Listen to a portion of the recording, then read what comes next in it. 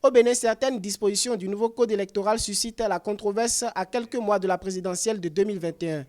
Il s'agit du parrainage par 10% de maires et ou des députés des candidats aux élections présidentielles. À travers des échanges entre le président Patrice Talon et 9 partis politiques mercredi 3 juin 2020, suite à l'adoption de la loi portant interprétation et complétant le code électoral par les députés de la 8e législature mardi 2 juin 2020, certains leaders politiques ont évoqué la question du parrainage et demandé que l'Assemblée nationale se penche à nouveau sur la loi.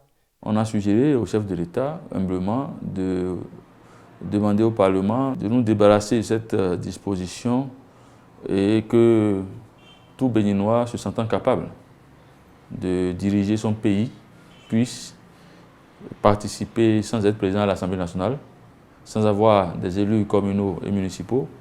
Selon le nouveau code électoral, l'aspirant président et son colistier vice-président doivent recueillir le parrainage d'au moins 16 maires et ou députés. Avec la réforme du système partisan, notamment la charte politique et le nouveau code électoral, les deux partis politiques épaulés par le président Patrice Talon disposent de 83 députés, mais aussi ont obtenu 77,35% des sièges pour les communales et municipales. On a l'impression de plus en plus dans notre pays que la loi n'est plus impersonnelle.